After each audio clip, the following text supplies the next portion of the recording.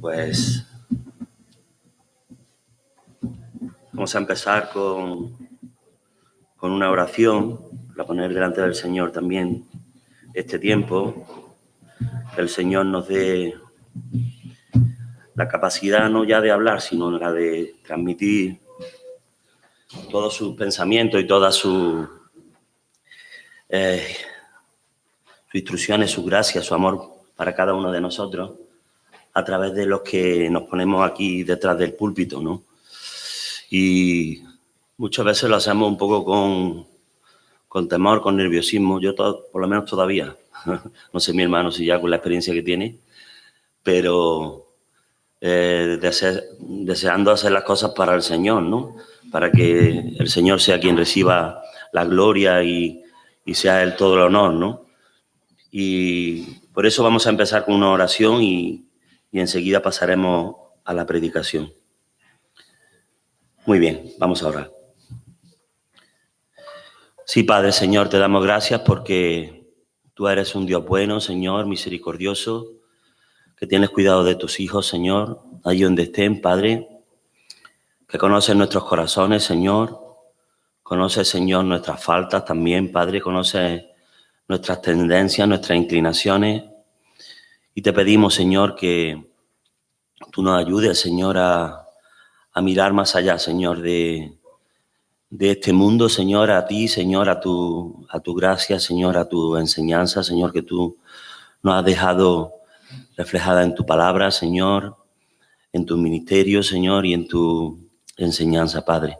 Ayúdanos, Señor, a comprender cada día más, Señor, cuáles son todas las cosas, Señor, que tú nos has legado, Señor, que nos has dejado, y para, sobre todo, Señor, apoderarnos, Señor, de ellas en el sentido de hacerlas nuestras, Señor. Conocerte, Señor, y no ser solamente, Señor, oidores, Señor, sino también hacedores de tu palabra, Padre, para que esa palabra, Señor, reine también en nosotros, Señor, que tenga poder, que rija nuestras vidas y que podamos cada día, Señor, acercarnos y parecernos más a ti, Padre. Ayúdanos, Señor, a través del poder de tu Espíritu Santo, Señor. Tú sabes bien que tenemos muchas limitaciones, Señor, que nuestros cuerpos, nuestras mentes, Señor, están contaminadas, Señor, del pecado, Señor, y que ese viejo hombre, Señor, que todavía, Señor, reside en nosotros, muchas veces nos arrastra a hacer cosas y a decir cosas, Señor, que no queremos, Señor. Ayúdanos, Señor, con tu poder, Señor, límpianos, Señor, de deseos, Señor, que no te satisfacen. Todo lo dejamos, Señor, y en concreto, Señor, esta palabra, Señor, que vamos a poner delante de ti hoy, para que sea de bendición a tu iglesia, Padre. En el nombre de tu Hijo Jesús. Amén.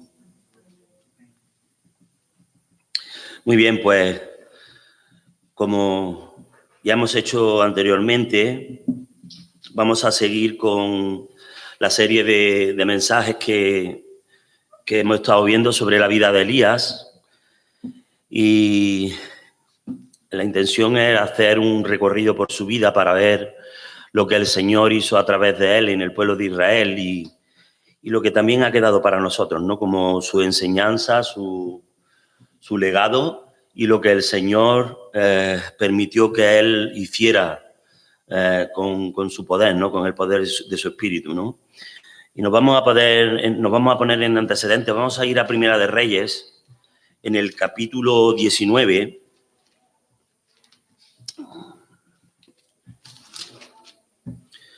Para continuar, aunque ahora haremos un pequeño repaso de todo lo que vimos anteriormente, pero nos centraremos en un punto de la vida de Elías donde sufrió una seria crisis, donde tuvo una importante, no fracaso, sino un problema personal, ¿no? Espiritual, ¿no? De sequía, de no ver el plan de Dios con claridad en su vida, ¿no? Como hasta ahora lo había estado viendo, ¿no? Y para centrarnos un poco vamos a ver en Primera de Reyes, en el capítulo 19, los versículos 1 y 2, que dicen así: Acab dio a Jezabel la nueva de todo lo que Elías había hecho y de cómo había matado a espada a todos los profetas.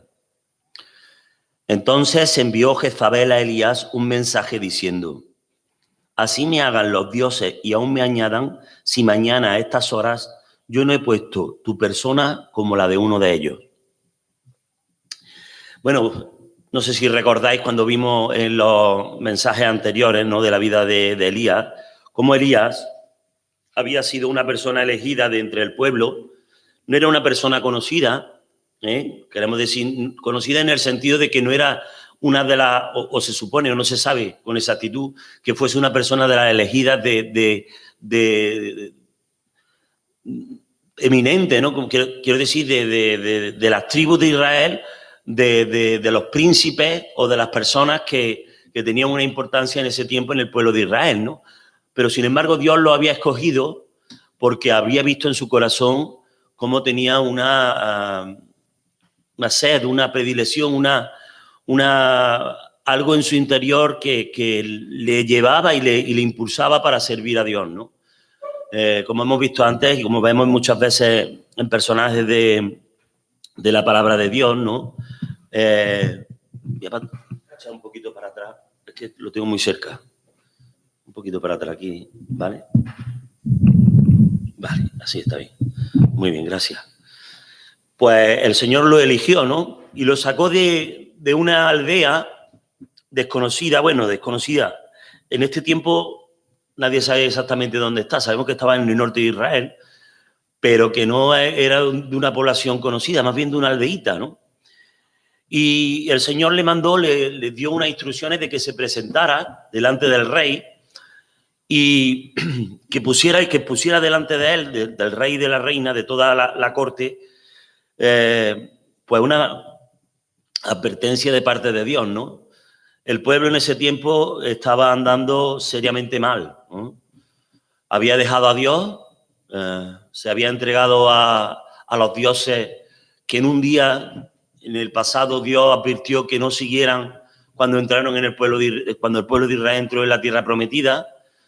El Señor, concretamente en ese caso, le advirtió al pueblo de Israel de que no consentiría que sirvieran a esos dioses, ¿no?, ni siguieran sus prácticas, porque en parte fue también por lo que el Señor, Dios Jehová, quitó a esos pueblos de la tierra de Canaán, ¿no?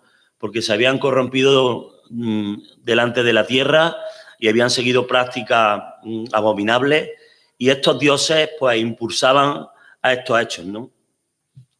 Y vemos cómo se desarrolla un poco la historia de Elías, cómo se presenta delante del rey, le dice que va a haber sequía por un tiempo ilimitado, por su palabra, por la palabra de Dios transmitida a través de Elías. Y esto sucede, ¿no? Él sale de la presencia de Dios y Dios enseguida le dice que se esconda porque sabe a ciencia cierta que las intenciones que tiene Acab y Jezabel, sobre todo, porque Acab más bien era un títere de Jezabel, ¿no? Vemos que tenía poca personalidad, que era una persona que se dejaba llevar por la enseñanza o por las instrucciones de su esposa, que era la que controlaba el reino. Y entonces Elías huye y Dios lo reserva en un sitio apartado donde le va a dar lo va a mantener, le va a dar el mantenimiento que él necesitaba de agua y de comida, hasta que llega un día y que lo manda incluso fuera de la tierra de Israel, ¿no? Pasan el tiempo y son casi 3 años y medio, y Elías es llamado de nuevo a la presencia de Jehová y le dice Jehová que vaya otra vez y se presente delante de Acab para advertirle de que llega el tiempo del fin de la sequía, ¿no? Podemos imaginar casi 3 años y medio, casi hasta que empezó a llover de nuevo, cómo estaría la tierra de Israel, ¿no? Estaba toda devastada. Seguramente era casi un desierto. Se habían perdido cosechas, habían muerto animales, seguramente habían muerto muchas personas también a causa de la escasez de agua, de alimentos, de enfermedades a consecuencia de la falta de alimentación. Y Elías pues se presenta delante de acá y le da las nuevas de que Dios va a poner fin a la sequía, ¿no? Ya sabemos lo que ocurre con eso. Lo convoca en el Monte Carmelo y allí Dios pues hace uno de los milagros más prodigiosos que conocemos de la Biblia, ¿no? Yo creo que aparte de los milagros que hizo Moisés, esos milagros históricos y asombrosos, ¿no? Como fue abrir el mar Rojo y cómo hacer que lloviera incluso comida del cielo y cómo les dio las codornices, en fin, cómo sustentó al pueblo de Israel durante 40 años en el desierto y cómo sacó con poder a través de todas las pruebas, de todas las plagas que llevó delante del rey de Egipto para que dejara salir a su pueblo. Elías fue un profeta verdaderamente eminente en ese sentido, ¿no? Dios lo usó con un poder extraordinario, ¿no? Y ya sabemos lo que pasó allí, ¿no? En el Monte Carmelo. Se hicieron 2 altares para que el pueblo pudiera ver, sobre todo la intención de Elías era que el pueblo pudiera contemplar el poder de Dios, de que de una vez por todas se decantaran por Dios o por los Baales, ¿no? Y se hicieron esos 2 altares con la intención de que sin fuego verdadero, sin la intervención del hombre, que por medio del poder de los dioses que cada uno seguía, pues cayera fuego de ese cielo y quemara el holocausto y consumiera el sacrificio, ¿no? Vimos que los profetas de Baal no consiguieron nada, incluso desde la mañana que empezaron a clamar al cielo, con sus costumbres paganas de sajarse el cuerpo, es decir, de hacerse heridas, de sangrar. Decía que la sangre corría por el cuerpo, ¿no? Y de dar vueltas alrededor del sacrificio para que cayera ese fuego del cielo que ellos esperaran, pero no ocurrió nada, ¿no? Incluso Elías se burlaba de ellos diciendo, gritad más alto, tal vez vuestro Dios esté de viaje o esté ocupado y no pueda escuchar, ¿no? Y cuando llegó la hora de ofrecer el sacrificio de Elías, ¿no? Elías reconstruyó un altar que había ya en el Monte Carmelo de antiguo, que estaba abandonado, así como demuestra la dejadez que el pueblo había hecho de las promesas de Dios, de su pacto con él. Y ese altar llevaba mucho tiempo que no se utilizaba, ¿no? Y Elías lo reconstruye y pone el sacrificio en lo alto del altar y clama a Dios con una simple oración, ¿no? Y sabemos que el poder de Dios estaba ahí en Elías y cae fuego del cielo que consume el sacrificio de una vez, y no solo el sacrificio, ¿no? Sino que consume incluso las piedras y lame toda el agua que se había vertido por mandato de Elías para que vieran que el poder de Dios era verdadero, que aquello era una cosa extraordinaria, que no era ningún truco, que no podía ser ninguna magia pagana, sino que era de manos de Dios el que estaba haciendo aquello, ¿no? Muy bien, después de aquello sabemos que Elías le conmina al rey Acaz que coja y se monte en su carro y que corra porque va a llover, va a caer una lluvia torrencial sobre la tierra, va a ser la respuesta de Dios al fin de la sequía, ¿no? Pero vemos cómo interviene también Elías en ese sentido, cómo se pone delante de la presencia de Dios, ¿no? Delante del mar y clama, ¿no? A Dios para que Dios dé esa lluvia que tanto necesita Israel, ¿no? Y cuando se ve una pequeña nube en lo alto del mar, cuando el siervo de Elías va y da el mensaje de que ya se ve una pequeñita nube, es cuando Elías combina a Acaz para que corre y vaya a su palacio, porque si no la lluvia le impediría llegar, ¿no? Y es allí donde dejamos a Elías, ¿no? Es allí donde vamos a retomar el mensaje que os traía para hoy, porque después de esto vemos que la respuesta del pueblo no fue la que él esperaba. Inmediatamente, como hemos leído en el capítulo 19, en el versículo 1 y 2, cuando Acab llega al palacio, lo primero que hace no es contar las maravillas que Dios había hecho, no, sino lo que Elías había hecho con los profetas de Baal, ¿no? Cómo había acabado con casi 500 profetas de Baal en aquel monte, cómo lo había degollado, cómo había terminado con su vida, por medio también del apoyo del pueblo en ese momento, de esa exaltación, de momento de ese milagro tan maravilloso que habían contemplado todos. Pero cuando la reina Jezabel manda un mensajero, ¿no? para que vaya y le comunique a Elías de que va a terminar con su vida, pues Elías en ese momento sufre una decepción muy grande, ¿no? Porque ve que se encuentra solo, ve que el pueblo no lo busca, en realidad no lo apoya o no ya en el sentido de buscarlo a él para hacerlo dirigente o para que cogiera la dirección del pueblo, pero no ve una reacción del pueblo de apartarse de esa monotonía que seguía, ¿no? De indiferencia seguramente de muchos hacia la religión y de otros de seguir verdaderamente o seguir comenzando o siguiendo a los Baales o continuar siguiendo con el culto a los Baales y a lo que ordenaba los reyes, ¿no? Entonces vemos que dice que en el capítulo 19, en el versículo 3, viendo pues el peligro, se levantó y se fue para salvar su vida. El siervo de Dios se encuentra en un momento de su vida en que ve que está solo realmente, ¿no?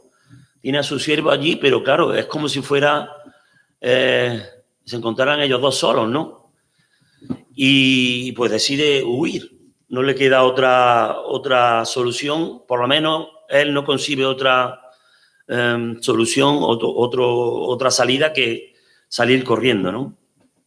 Y entonces corre y se adentra en una depresión personal, empieza en su mente a urgir, a surgir esos pensamientos seguramente negativos de todo lo que él había conseguido hasta este punto y cómo ve que había sido en vano, ¿no?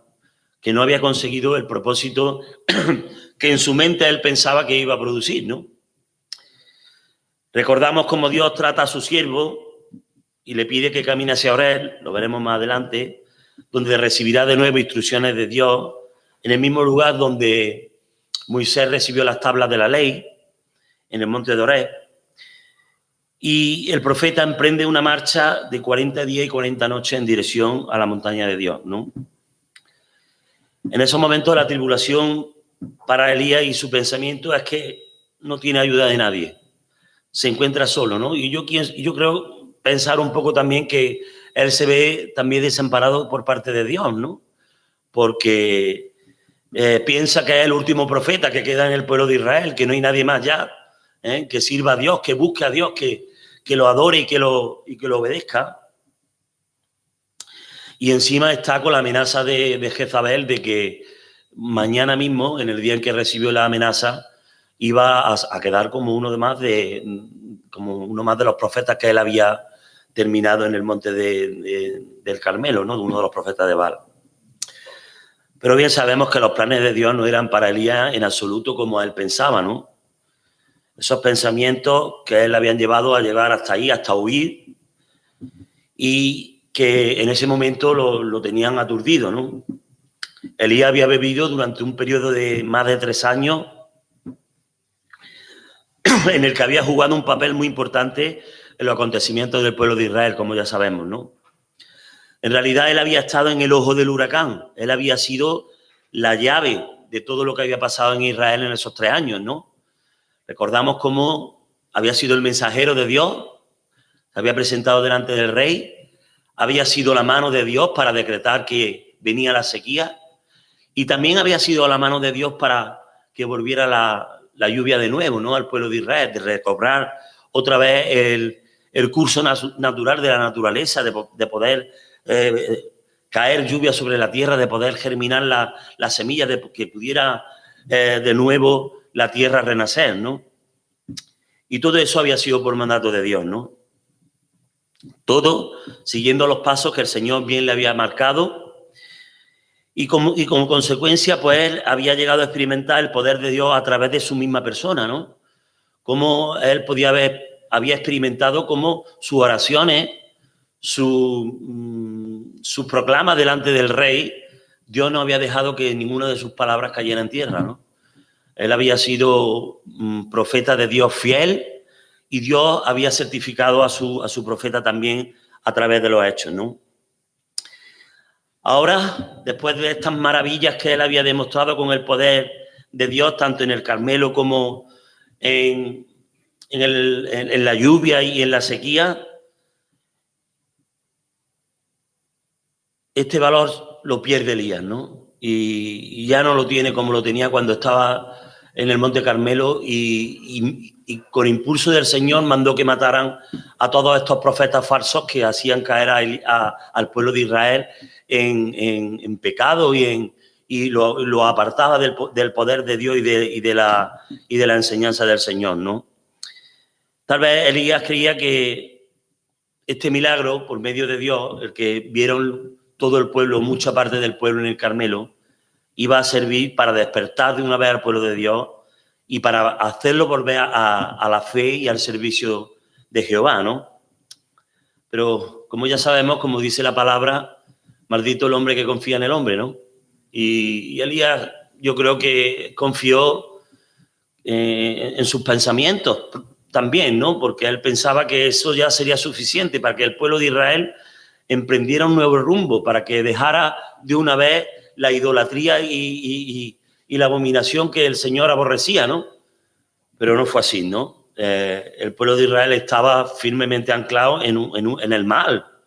Estaba en sus corazones, estaban... el que no lo tenía dormido, si era indiferente a los mandatos de los reyes, era que fielmente seguía a Baal, ¿no? En algún momento Elías olvidó que quien llevaba la dirección de todo era el Señor, ¿no?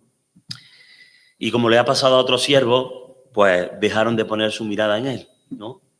Eso fue un fallo de parte de Elías, ¿no? Aunque nosotros aquí lo podamos ver muy ligeramente, no analizándolo así, ¿no? Porque habría que ver lo que sentía en ese momento el profeta, ¿no? Pero sí tenemos un ejemplo de lo que pasó también, incluso teniendo al Señor al lado, ¿eh? Como otros siervos de Dios les pasó lo mismo, ¿no? ¿Os acordáis de Pedro, en el mar de Galilea, cuando el Señor viene a ellos en medio del mar de la noche? El Señor se había quedado orando en el monte y les mandó a sus discípulos que entraran con la barca y que remaran para pasar al otro lado del mar de Galilea, ¿no? Y en un momento de la noche el Señor va a ellos y va andando por las aguas, ¿eh? Y ellos lo ven venir y Pedro, cuando lo reconoce, le dice: Señor, déjame que vaya a ti, estás caminando a las aguas, ¿no? Y sale con ese ímpetu que lo caracterizaba, ¿no? Sale de la barca y comienza a andar por encima de las aguas, con fe, mirando al Señor, ¿no? No apartando la mirada de él, ¿no? Pero llega un momento en que, por la característica, ¿no?, de lo que estaría pasando en el mar de Galilea, por la tormenta, por las olas, por el viento, por los truenos seguramente, pues Pedro aparta la mirada del Señor y en el momento en que cae, ¿no? ¿Por qué? Porque se encontró abrumado, porque vio que no podía sostenerse por sí mismo, ¿no? Y eso fue un poco también lo que le pasó a Elías, ¿no? Este ejemplo de Pedro de apartar la vista del Señor cuando más lo necesitaba, ¿no? En el momento ese cumbre que se encuentra de esta prueba, nos puede ocurrir a nosotros también. En situaciones de nuestra vida podemos afrontar pues tormentas también espirituales, ¿no? Por cualquier motivo. Podemos tener una enfermedad que sea grave, podemos pasar dificultades económicas, que ninguno somos exentos de pasarlas, podemos perder el trabajo, podemos tener enfermedad en nuestra familia, algunos de nuestros hijos, y muchas veces solemos mirar esas circunstancias que nos rodean, ¿no? Como humanamente es lógico, ¿no? Pero eso no nos debe hacer nunca dejar de mirar al Señor, ¿eh? ¿Por qué? Porque si olvidamos que el Señor es nuestro socorro y nuestra ayuda, entonces es cuando caeremos en el... que nos abrumen esas circunstancias, que nos sobrepasen todas esas penalidades que estamos sufriendo en ese momento, ¿no? Asimismo, Elías, pensando que la batalla estaba ganada y que el pueblo volvería a Jehová después de la derrota de los profetas impíos, ese fue su error precisamente, ¿no? Pensar y confiar que todo había pasado ya y que la batalla estaba ganada.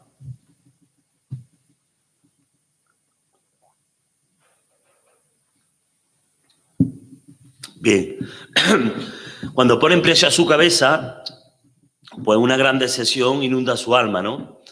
Y hace lo contrario de lo que había hecho hasta ahora. Huye, en vez de esperar la dirección del Señor, y aparta su mirada de su protector y corre por su vida. Hasta este momento es curioso como Elías no había temido nunca por su vida, y había tenido motivos para hacerlo, porque presentarse delante del rey y retarlo y decirle que le va a ocurrir esto, eso era una osadía, ¿no? El rey tenía todo el poder absoluto en ese momento en el reino de Israel, ¿no? Sin embargo, Elías no tuvo temor, tenía la confianza en el Señor, tenía puesta su esperanza en Él y solamente cumplió su mandato, ¿no? Cuanto más cuando se presenta delante de los Baales, delante, perdón, de los profetas de Baal, y ocurre lo mismo, Él estaba solo delante de todos ellos. Sin embargo, la fuerza, la confianza, el temor no se apoderan de él, ¿no? Sino que cumple con lo que el Señor le había dicho que hiciera, ¿no? Es el mismo Elías que hace unos días había puesto en jaque a todo el ejército de maldad que reinaba en Israel. Ahora sale despavorido y sin consuelo, como hemos leído antes en el versículo 3, ¿no? Viendo pues el peligro, se levantó y se fue para salvar su vida y dejó allí a su criado. Y Elías no pudo correr más lejos, le entró la prisa y corrió por su vida, pero como de verdad lo que significa esas palabras, ¿no? Verdaderamente cuando escuchamos, corrió por su vida, con toda su fuerza, Y no llegó ya a los límites de Israel, sino que llegó a los límites de Judá, a Beerseba, ¿Recordáis cómo es el mapa de Israel? El norte, que está frontera con Sidón y con Tiro, y luego es como una franja de tierra que baja desde el norte hacia el sur, ¿no? Hasta que llega a los confines con Palestina y abajo ya con Egipto, y el profeta Elías corrió todo el territorio de Israel. Supongo que estaría 2 o 3 días andando, corriendo, ¿no? Con su criado, ¿no? Y llegó hasta el último pueblo de Judá, que era ya el último territorio ya del pueblo de Israel, ¿no? De todo lo que era el pueblo del norte y el pueblo del sur. Y después de eso, dejó allí a su criado, y no solo eso, sino que se adentró un día entero de camino hasta el desierto, hasta que ya llegó un momento en que cayó agotado, ¿no? Y ya no podía más. Es decir, tuvo que caminar por lo menos 3 días casi sin parar, 2 o 3 días sin parar. Todo lo que le dio de su capacidad física, que sería grande, porque en ese momento las personas se desplazaban andando y tenían una fortaleza física seguramente más poderosa que la que tenemos ahora, ¿no? Porque desarrollaban más sus capacidades físicas. Pues toda su capacidad física la empleó para huir. Y llegó y andó un día entero, dice, por el desierto y cayó agotado. Y ahora bien, deberíamos de pensar o plantearnos, ¿por qué huyó Elías? ¿Por qué lo hizo? Él había demostrado que tenía valor, ¿no? Como vimos antes, ¿no? Como vimos en el mensaje de la otra ocasión, para enfrentarse al poder que reinaba en Israel, con la ayuda del Señor. Y lo había vencido en alguna ocasión ya, ¿no? Entonces, ¿a qué se debía esta actitud de temor? ¿Por qué Elías tenía este temor? En primer lugar, no estaba siendo realista. Había perdido de vista la realidad que antes él tenía en su mente, en este momento se había distorsionado, había perdido el sentido de la realidad, no pensaba con claridad, ¿no? No pensaba de una manera clara, y la amenaza que lo puso en fuga era de una persona carnal, de una atea, una persona, una reina como Jezabel, que había vivido años luz de la enseñanza de Dios, que no conocía verdaderamente lo que Dios quería, ¿no? Era una reina que se había criado, era de la tierra de un rey de Tiro, y toda su vida se habría criado en la práctica de la idolatría de los Baales, de Asera, y seguramente estaría, porque vemos que luchaba mucho por eso, ¿no? Yo creo que Jezabel, cuando llegó a Israel, una de sus misiones en su mente era imponer la religión de su pueblo en el pueblo de Israel, erradicar a Jehová de todo lugar de Israel, ¿no? Y llevar, sería una devota de Baal y de la reina Asera, y ella quería imponer su voluntad y lo estaba consiguiendo, ¿no? Porque encontró un rey que era un mediocre, que era un pusilánime, y se estaba imponiendo a la voluntad del propio rey, ¿no? Que no sabemos ni siquiera, que por lo que vemos, que no tenía muchas convicciones tampoco con respecto a lo que Dios quería para él, ¿no? Si Elías hubiera pensado de manera realista, se habría dado cuenta de esto y su pensamiento habría sido: Señor, tú eres quien tiene el control. Lo has tenido hasta ahora. Aquí también lo tienes, ¿no? No es Jezabel quien manda, eres tú. Tú has impedido que llueva durante 3 años y medio. ¿Qué puede una simple mortal hacerme? No pensar en su amenaza. No tienen importancia. Seguiré confiando en ti y en tu guía, como lo he estado haciendo por años, y tú nunca me has fallado, ¿vale? Ese fue uno de los errores de Elías. O podía haber orado también, ¿no? Diciendo: Señor, siento que estoy siendo arrastrado por algo que me atemoriza, ¿no? Haberte puesto delante del Señor, haberle implorado al Señor y haberle pedido que lo fortaleciera, que le diera fuerzas para poder superar toda esta amenaza y este temor que verdaderamente habían hecho mella en su corazón, ¿no? Pero lo que hizo fue darse por vencido y correr para buscar un sitio donde esconderse. En segundo lugar, Elías se aisló de todo lo que le rodeaba. Se aisló de sus relaciones, las relaciones más cercanas que tenía. En primer lugar, de su criado, ¿no?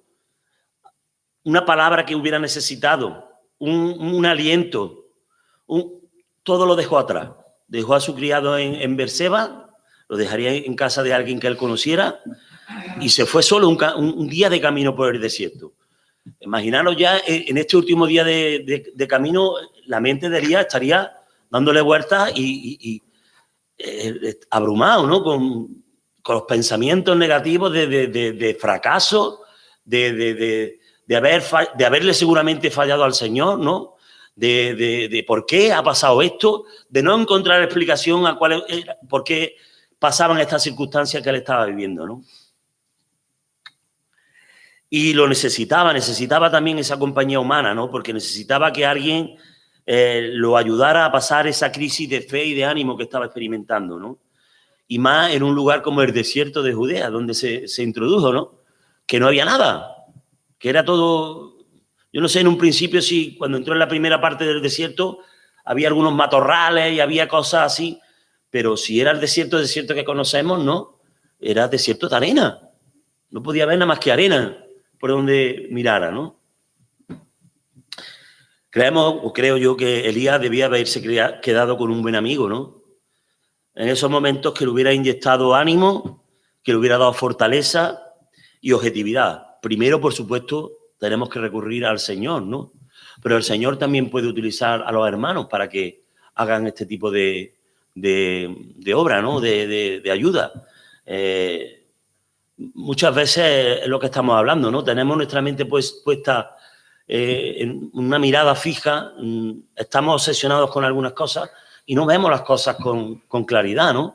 No podemos ver las cosas desde otro plano.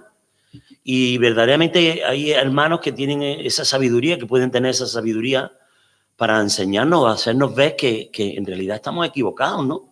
Que las cosas no son como nosotros pensamos, sino que estamos pasando por una crisis que no nos deja ver con claridad cómo verdaderamente son las cosas, ¿no? Digo, es lo mejor que Elías podía haber hecho, ¿no? Encontrar un buen amigo para poder recuperar el coraje que él había perdido, ¿no? En ese momento. Ya te digo, nosotros nos puede ocurrir lo mismo, ¿no? En muchas ocasiones de nuestra vida que pasemos por especiales dificultades, por tribulación, ¿no? En esos momentos es bueno, ¿no? Tener valor, porque muchas veces yo creo que lo que más cuesta es abrirnos a las otras personas, ¿no?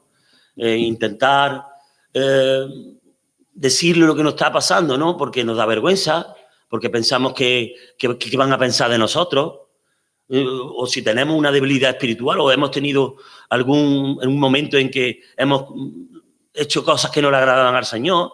Todo eso nos cuesta hablarlo con los demás, ¿no?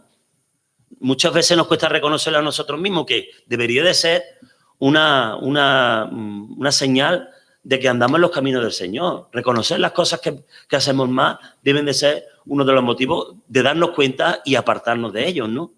Y si eso es algo tan fuerte que no nos deja conciliar, que nos ha quitado la paz, creo que el Señor también tiene hermanos cerca de nosotros que nos podemos abrir a ellos para que nos den su apoyo, para que nos den su cariño, para que nos den su misericordia y para que podamos levantarnos de nuevo y seguir caminando, ¿no? Pero ya digo, es curiosa la naturaleza humana, ¿no? No es que seamos nosotros los creyentes, los que hemos puesto nuestra vida en las manos del Señor y que confiamos en sus promesas, sino que la humanidad le ocurre eso. Cuando más estamos desanimados, lo primero que solemos hacer es ¿qué? Aislarnos. Corremos a escondernos. Y es lo peor que podemos hacer en esos momentos. Es lo peor. Yo he vivido eso, lo he vivido muchas veces, ¿eh? Y no una sola vez, ¿no? Y os puedo asegurar por mi experiencia que ninguna de las veces que he estado metido o que he llegado a una depresión me haya beneficiado en nada aislarme y permanecer solo. En absoluto. Ha acrecentado, si cabe, más la crisis que estás pasando en ese momento, ¿no? Si en ese momento pudieras parar y decir no, y llegar y tener a alguien de confianza para poder hablar con él, decirte cómo te sientes y exponerle tus circunstancias, seguro que eso te iba a ayudar para frenar, seguramente para frenar la crisis que estás pasando, ¿no? Estoy hablando en el plano, ¿no? Cuando alguna persona pasa una crisis nerviosa o emocional, ¿no? No tiene por qué ser tampoco depresiva como enfermedad, sino de algunas circunstancias difíciles que estamos pasando por nuestra vida que nos afectan y nos hacen perder la paz y atemorizarnos. ¿Por qué no decirlo? Atemorizarnos, ¿no?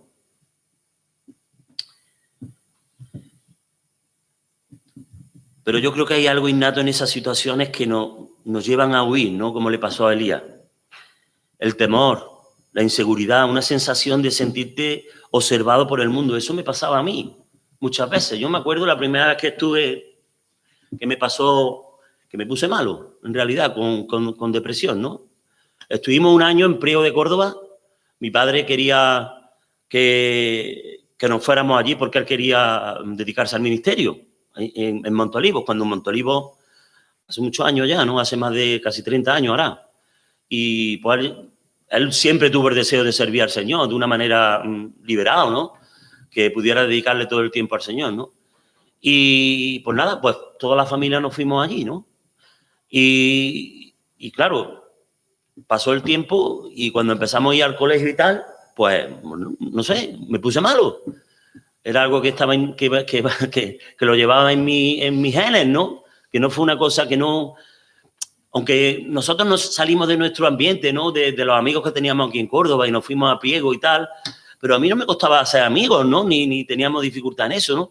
Pero llegó un momento dado en que empecé a sentirme mal y empezaron a darse los síntomas de la depresión, ¿no? Y recuerdo un día, no se me olvidará nunca, en que estaba mal, verdaderamente mal, pero yo no sabía qué me pasaba, en realidad, ¿no? Pues tenía un sentimiento de eso, Estábamos comiendo en el comedor y en un momento que estábamos comiendo me dio la sensación, recuerdo perfectamente, de que todo el mundo me observaba. De sentirme observado por todo el mundo. Cuando en ese momento yo no quería que nadie me mirara. No sé si me entró tal sensación de de temor, no, sino de abrumamiento, ¿no? De sentirme tan mal, ¿no? Por el hecho de que mi mente me hacía pensar de que yo era el centro de atención, de que todo el mundo me estaba observando, por el hecho de cómo me sentía yo, en realidad, ¿no? Porque nadie no me estaba observando, vamos, de mirar a la gente normal, ¿no? De que tú tenías enfrente y tal, ¿no? Pero esa situación te hacía tener una sensación tan mala que te producía querer eso, huir, ¿no? Querer esconderte, ¿no? Querer no ser observado por los demás, ¿no? Y después de muchas veces caer en la misma trampa, y de saber que no hay salida, cuando una vez uno entra en una situación así, como en un estado de depresión, por ejemplo, y lo notas, porque ya cuando pasa el tiempo y lo has sufrido más de una vez, pues ya lo notas. Sabes cuando hay un proceso en que estás a las puertas de que puedes entrar a caer depresivo, ¿no? A caer en la depresión. Pues eso es una de las bases, el abrirse a los demás, decir no me voy a meter en mi cuarto o no me voy a aislar de la gente, no voy a dejar de salir, no voy a dejar de coger el teléfono a los amigos o si me invitan a ir a un sitio no ir. ¿Por qué? Porque la compañía de las personas, el calor, aunque tú no te abras a los demás, aunque tú no lo hagas, no te abras a los demás y estés por dentro mal, pero el sentirte arropado, el sentirte abrazado, en el sentido de con tu familia, con tus amigos, pues eso te da ánimo, y te hace darte cuenta de que puedes salir, ¿no? Que la cosa marcha, que a pesar de que estás mal, pero que que estás en un proceso de poder salir de esa situación, ¿no? Aunque no es fácil, ¿no? Eso bien lo sabe mi familia y mi madre en concreto, que no... Yo digo estas cosas ahora porque el Señor, gracias al Señor, la verdad es que me está manteniendo por muchos años y supongo que a lo mejor he pasado una barrera ya, ¿no? No de que no tenga la enfermedad, ¿no? Porque la sigo padeciendo, ¿no? Pero de otra manera ya, ¿no? Creo que el Señor me ha dado por lo menos la herramienta o las fuerzas para poder combatirla, para que no te tumbe, para que no te tumbe, para que puedas, aunque estés mal, seguir caminando, para que no permitas que eso te condicione tu vida, de manera que te haga que tú te sientas que eres un despojo, que todas tus convicciones, todas tus esperanzas, tus cariños se vean mermadas, se vean como si estuvieran cercenadas, ¿no? Es así como te llegas a sentir muchas veces, ¿no? Te llegas a sentirte anulado como persona, ¿no?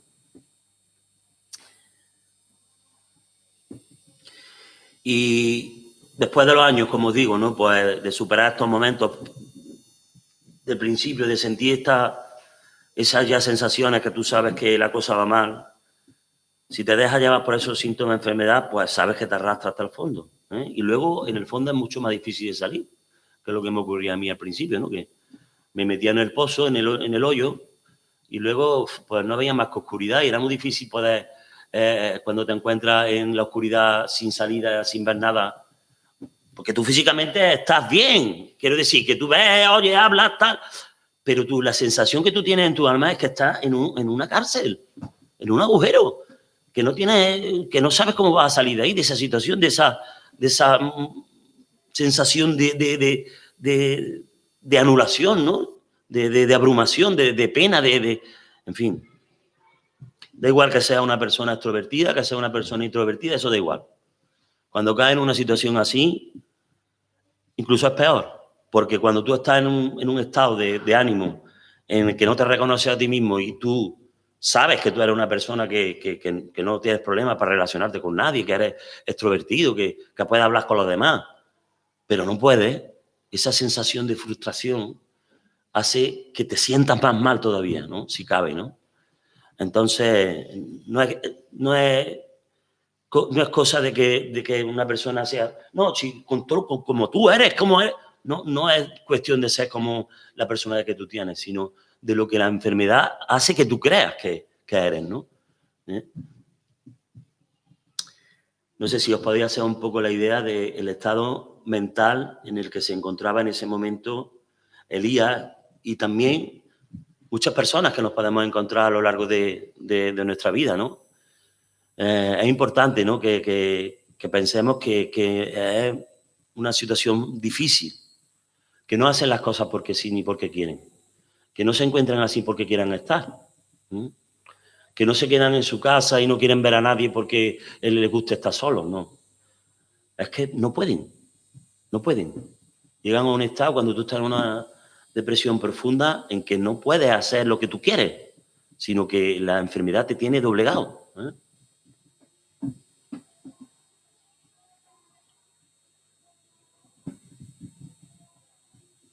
Por lo tanto, es lo peor que pudo hacer Elías, ¿no? En ese momento también, quedarse solo. En tercer lugar, el periodo de mayor vulnerabilidad es después de una victoria. Claro, Elías venía de una victoria asombrosa, había estado delante de la presencia de Dios, así, con esas palabras, porque se había demostrado, el poder de Dios se había derramado delante de él, y encima él siendo el mensajero, el heraldo de Dios para que la gloria de Dios se manifestara en ese momento en el pueblo de Israel, ¿no? Eso le tuvo que dar a Elías, no solo eso, sino que ya llevaba detrás tanto tiempo luchando en esa misión de doblegar la voluntad del pueblo de Israel y de volver su mirada a Dios, que ese fue el culmen. Cuando llegó al Monte Carmelo y con el desafío a los profetas de Baal, que esa derrota de los profetas de Baal y esa victoria tan grandiosa de Elías, pues fue como dijéramos, el sitio culmen de ese periodo para él, ¿no? Una sublime experiencia con Dios como la que Elías vivió en ese momento, ¿no? Pues en esos momentos es cuando somos más vulnerables. En esos momentos es cuando Satanás aprovecha y somos más vulnerables. Nosotros no hemos tenido una experiencia de ese tipo como las que tuvo Elías, ¿no? Porque puede decir que ha hecho milagros y de esa categoría delante de Dios, ¿no? Pero en nuestras vidas sí podemos poner ejemplos de eso, ¿no? Cuando hemos conseguido una meta que nos hemos propuesto de encontrar un trabajo que es el que hemos deseado durante tanto tiempo y hemos invertido sudor y lágrimas en eso y lo hemos llegado a conseguir, en esos momentos podemos caer, podemos caer en el desánimo, podemos caer porque ya vemos nuestras metas cumplidas y eso produce en nosotros, no siempre, ¿no? Pero puede producir y produce en muchas personas un vacío, un vacío. Cuando ya alcanza esa meta, produce un vacío, ¿no?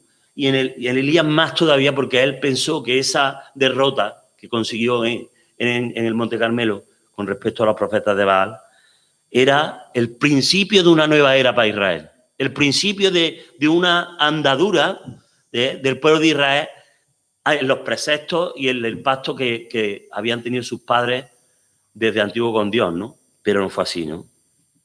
Entonces, en ese momento es cuando Elías también tenía que haber mantenido su mente en fría, ¿no? Y había dicho, estoy en peligro, bueno, porque ¿ahora qué, no? ¿Ahora qué? Es como la experiencia que tienen muchos escaladores. Los escaladores lo cuentan, los que suben a la montaña. Por cierto, hace poco ha muerto un muchacho en la cima del K2, un español, ayer fue, un muchacho joven, pero es una sensación, creo que irrefrenable para ellos, ¿no? El de subir a las montañas, y estamos hablando de montañas, de las más grandes montañas del mundo, ¿no? No un monte que nosotros podemos andar en un rato, ¿no? Pero es como eso, que estoy explicándolo para que entendamos un poquito mejor lo que Elías lo motivó, ¿no? Quieren llegar a la cima y mientras están escalando, están alerta, ¿no? Tienen esa motivación, esa meta de llegar hasta la cumbre y eso les da un ánimo, una fuerza que les ayuda en su camino, ¿no? Pero una vez que llegan a la cumbre, pues viene el momento en que contemplan desde la cumbre toda esa belleza, toda esa maravilla y llevan al culmen, ¿no? Y ahora viene lo complicado, la bajada. La bajada se produce como una especie de sensación de desánimo, ¿no? Porque ya se ha completado la subida hasta la cumbre y ahora queda la bajada, que la bajada es un mero trámite, ¿no? Podríamos decir. Es gris, no tenemos esa meta ya de subir hasta la cumbre, ahora es descenderla, pero está poblada de peligro, ¿no? Y es donde muchas veces suelen morir muchos escaladores, en la bajada, porque pierden la atención, que la emoción de la subida a la meta hasta la cumbre los mantiene alerta, y muchos de ellos pues cometen descuidos que hacen que pongan su vida en peligro, ¿no? Incluso hasta hacer que muchos se despeñen o que pisen donde no deben y se caigan por una grieta o tengan una avalancha, en fin, de muchas maneras, ¿no? Pues algo así le llegó a pasar a Elías, ¿no? Debió también de haberse preparado para reaccionar después de la muerte de los Baales también. No sabemos hasta qué punto Dios, vemos que le estaba dando instrucciones desde que le dio la primera instrucción de que fuera a ver al rey, después la instrucción de que fuera y huyera, después de decirlo de la lluvia, después que se fuera a Sarepta de Sidón con la viuda y permaneciera allí hasta que él después lo llama de nuevo a que vaya otra vez. Vemos que Dios le estaba dando instrucciones, pero no eran unas instrucciones detalladas de todo el plan que Dios tenía para Elías. Eran paso a paso. Entonces, Elías debió de pensar, supongo que debió de pensar, de que debía de esperar ahora la instrucción de Dios, ¿no? De qué es lo que iba a pasar. Dios sabía lo que iba a pasar. Al Señor sabía lo que iba a pasar. Pero la reacción de Elías no fue conforme a la voluntad del Señor. No es que lo queramos, criticar, ¿no? En absoluto, ¿no? Porque fue un gran siervo de Dios, ¿no?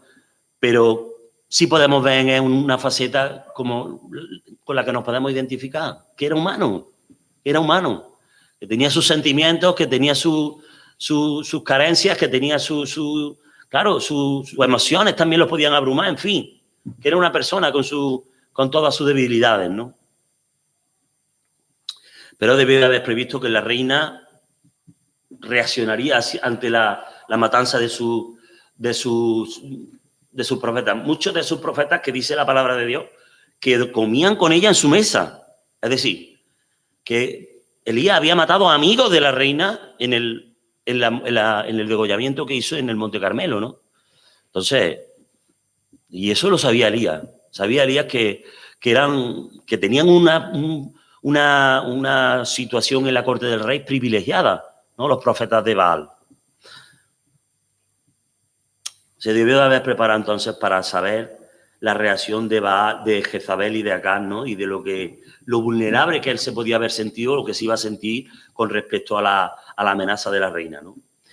En cuarto lugar, Elías está exhausto físicamente también, ¿eh? Había llegado a un punto en que él estaba ya consumido tanto física como emocionalmente. La búsqueda por parte del rey, después de que él proclamara la sequía, estuvo casi mínimo un año y pico escondido en un sitio oculto de todo para que nadie lo encontrara, porque el rey había puesto precio a su cabeza. Era el enemigo público número uno del rey, ¿eh? El más buscado. Entonces, toda la tropa, supongo que el rey había mandado mensajeros a todas las ciudades de Israel buscando y pregonando para que dieran señales de dónde estaba Elías, ¿eh?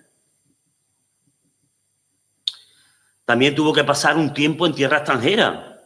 Se tuvo que ir a Sarepta de Sidón y permaneció allí casi un año, rodeado de personas que no eran de su pueblo, que no tenían sus costumbres, aunque vemos que el corazón de la viuda que lo atendió allí en Sarepta, vemos que era conforme al corazón del Señor, ¿no? Que por lo menos atendía y tenía interés, ¿no? Por las cosas de Dios, ¿no? Porque el Señor, si no, no lo hubiera puesto en su camino, ¿no? Pero con todo y con eso tuvo que estar también en el destierro. Y todo esto fue minando poco a poco al profeta, que terminaría agotado, tanto física como mentalmente. Y por supuesto, esto pues también lo afectó espiritualmente. Eso es una cosa que no pudo evitar. Todo está relacionado, ¿no? Si nuestro cuerpo físico se agota y nos agotamos mentalmente, espiritualmente vamos a estar también agotados, ¿no? Porque somos un conjunto, somos un cuerpo, todo está relacionado, ¿eh? No podemos separar una parte nuestra de la otra, ¿no? Si estamos agotados y nos incitan a seguir más, emocionalmente caemos por los suelos. ¿Por qué? Porque no podemos más, porque nuestra mente dice, no puedo más. Algo así también le pasó a Elías, ¿no? Se encontró agotado, ¿no? Y podemos apreciar sus palabras, ¿no? Como dice, basta ya, oh Jehová, quítame la vida. No soy yo mejor que mis padres. En quinto lugar, Elías cayó en la autocompasión también. Estamos intentando ver las características que sufrió Elías, ¿no? Porque es importante, porque primero fue un siervo fiel de Dios, pero esta fidelidad que él tenía para con el Señor y que tan estrechamente trabajó con el Señor, no lo quitaba de poder tener problemas, y el Señor no lo libró de todas estas circunstancias, que lo podía haber hecho, ¿no? Y creo que es importante que también nosotros lo tengamos presente, ¿no? Que como ya se ha escuchado muchas veces aquí en la iglesia, la vida del creyente no es una vida de rosa, no es una vida de rosa. Vamos a tener problemas, el Señor ya lo dijo, En este mundo tendréis aflicción, dijo el Señor. Pero confiad, yo he vencido al mundo, ¿no?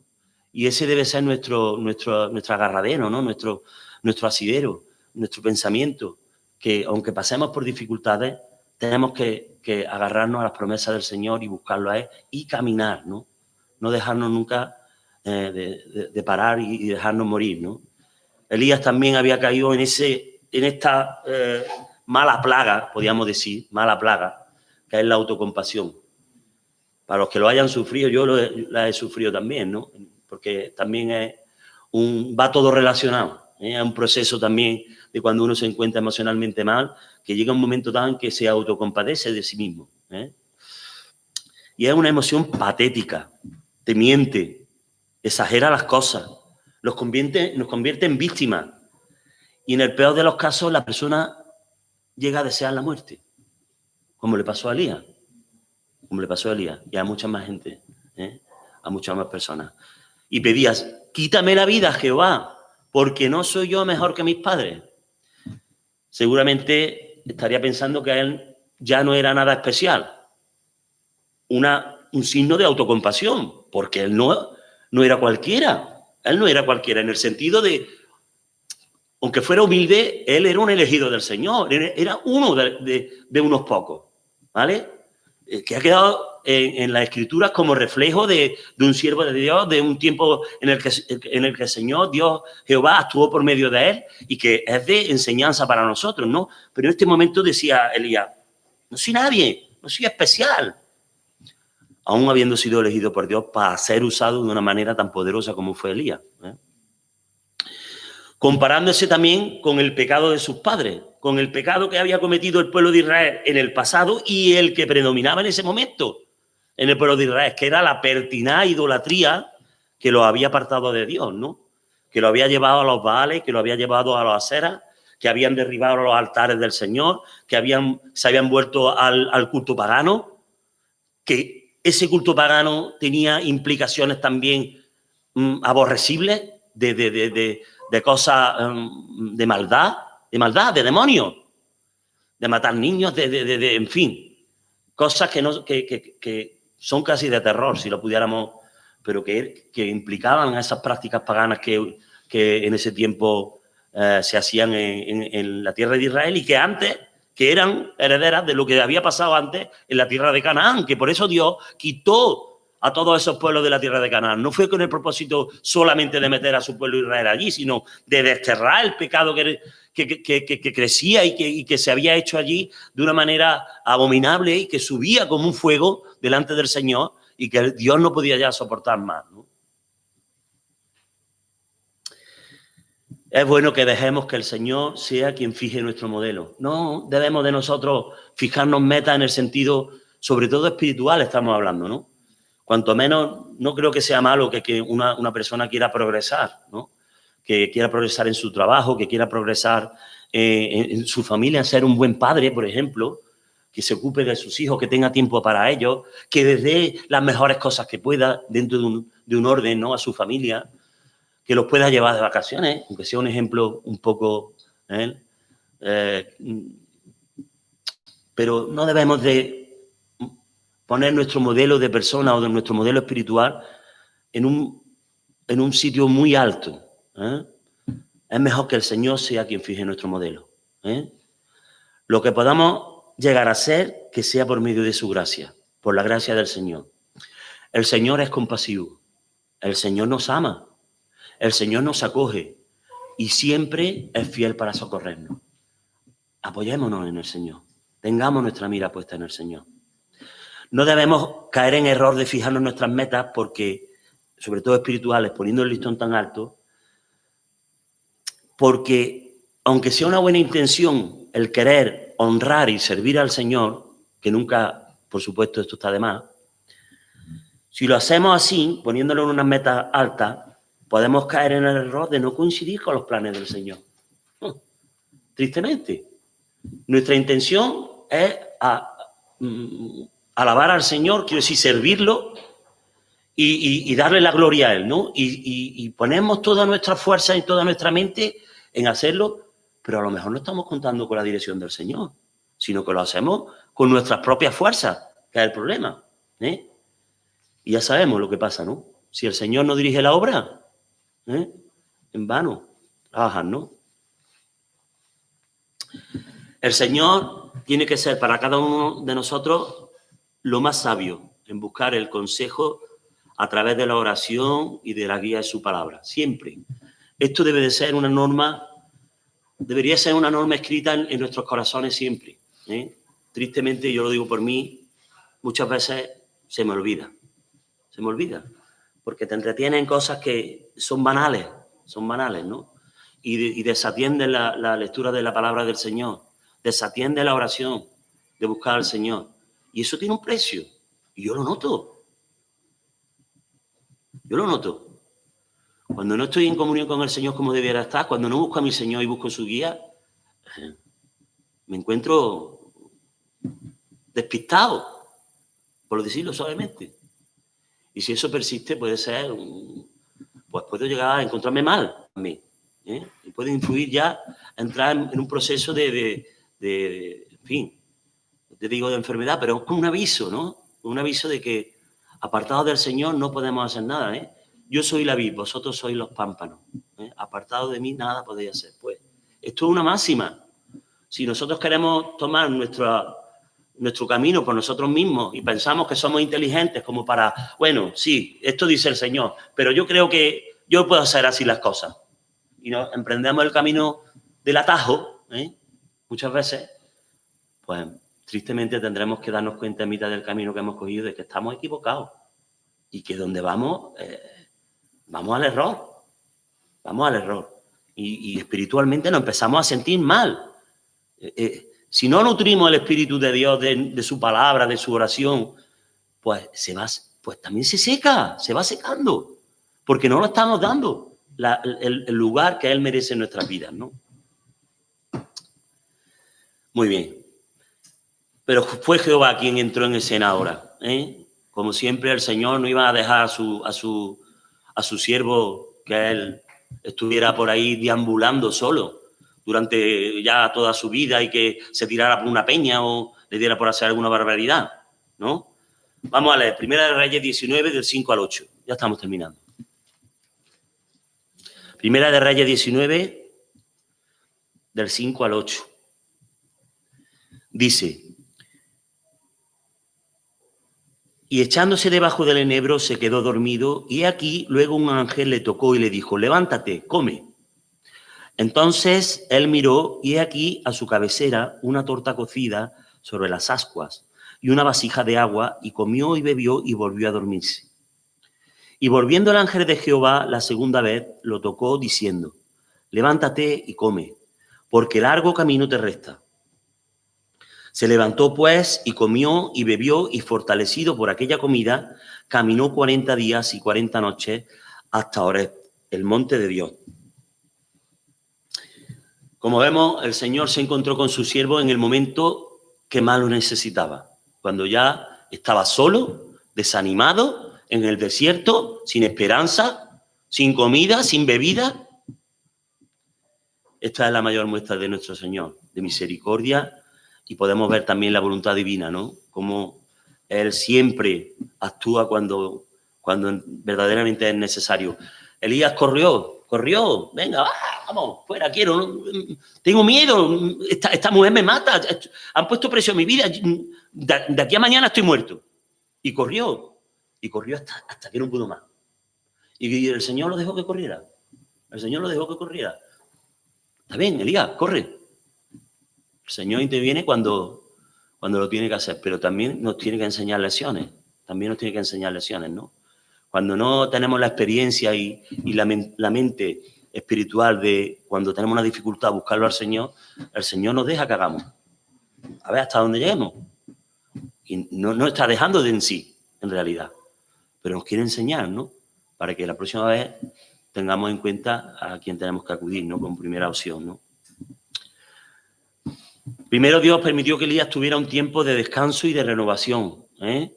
Estuvo un día casi, el hombre estaría, imaginaros, ¿no? He dicho, casi 3 días andando sin parar, prácticamente, estaría andando día y noche, seguro, porque él temía que la reina se le echaba en lo alto y que en el momento que lo encontrara lo mataba. Entonces él sin parar. Y luego un día más, porque, no sé, para recorrer Israel de extremo a extremo, esos son casi, yo no sé, 300, 400 kilómetros. Yo no sé cuánto tardaría, pero por lo menos dos días estaría andando. El Señor lo dejó que descansara, que renovara. Y lo más importante, no lo sermoneó. El Señor no lo sermoneó, ni lo reprendió tampoco a Elías. En vez de eso, Dios le dijo, no te preocupes, hijo mío, descansa. Entonces, como hemos visto, le proveyó de comida y de agua fresca. Y con las fuerzas de la comida, milagrosamente, ahora Elías caminó ya no 3 días, sino 40 días y 40 noches, por medio de la ayuda del Señor, porque esto físicamente es imposible. Hubiera muerto extenuado, hubiera caído muerto extenuado en mitad del desierto, ¿no? Y el Señor le dijo que fuera hasta el monte de Oreb. Y Dios se comunicó inteligentemente con Elías. Vamos a leer en Primera Reyes 9:9. 19:9, perdón. Del 19:9. Dice el 9. Y aquí se metió en una cueva donde pasó la noche. Y vino a él palabra de Jehová, el cual le dijo, ¿qué haces aquí, Elías? ¿Qué haces aquí, Elías? Solo le preguntó eso. ¿Qué haces aquí? ¿O qué estás haciendo aquí, Elías? Simplemente.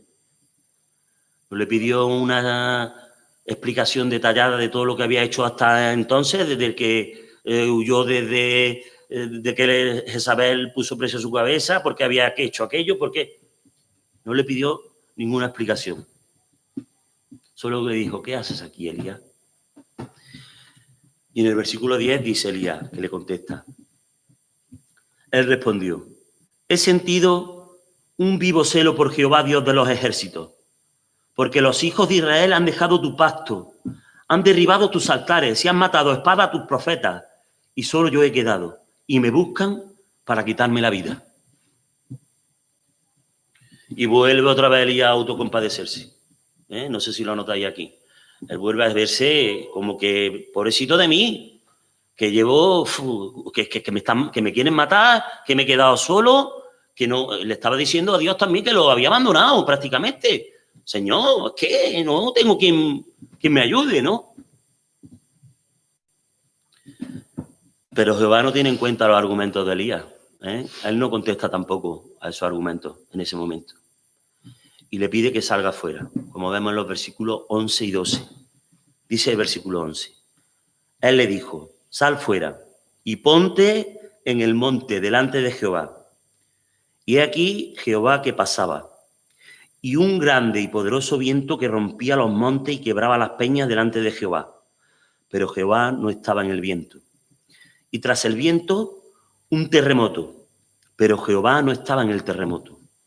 Y tras el terremoto, un fuego, pero Jehová no estaba en el fuego. Y tras el fuego, un silbo apacible y delicado.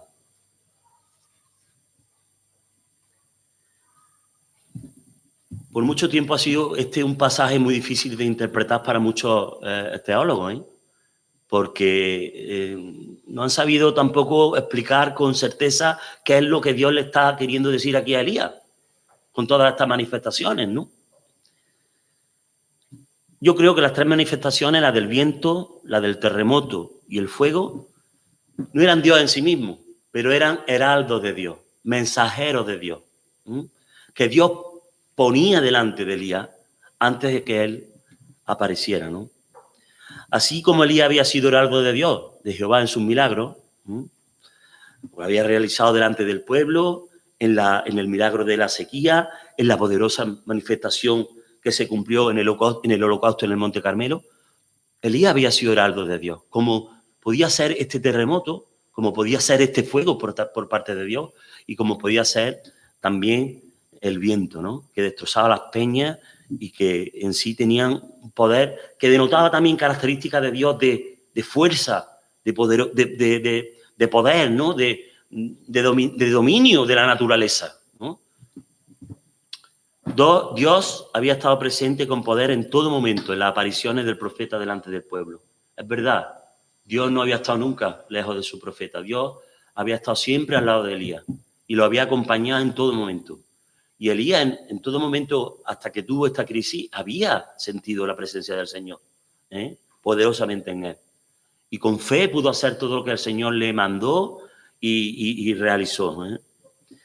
Pero ahora, cuando más lo necesita Elías, el Señor le quiere mostrar a su siervo la verdadera naturaleza de Jehová, su esencia, un sonido suave y delicado. Reflejan en cierta medida el amor de Dios para con Elías, por su compromiso con él, en su cuidado, en su protección. Hasta ahora nadie había osado tocar ni un solo pelo de la cabeza de Elías, nadie. Dios no había permitido que Elías cayera en tierra, ni que fuera apresado, ni que él fuera ajusticiado, ni darle de latigazos, ni en una mazmorra, ni afrentado, aunque había tenido que huir, pero el Señor lo había protegido. El Señor le estaba demostrando a su profeta que era, además de su Dios, un padre para él también. Nunca debemos de olvidar que en las circunstancias en que nos encontramos, aunque sean duras, el Señor es nuestro Padre. Y jamás debemos apartar nuestra mirada de Él para encontrar en oportuno socorro para nuestras vidas. Vamos a leer para terminar en Hebreos 4:16 lo que el Señor nos quiere decir en esto.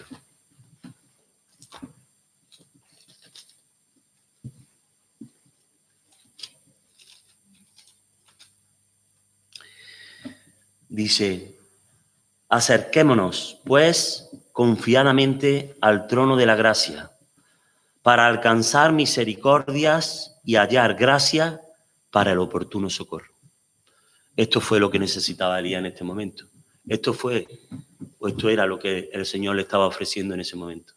Le estaba diciendo: ves mi poder, pero yo, además del poder que soy, todo esto que tú has podido ver, todas estas manifestaciones de poder, de mi gloria, de mi fortaleza, de mi magnificencia, soy tierno también y delicado contigo.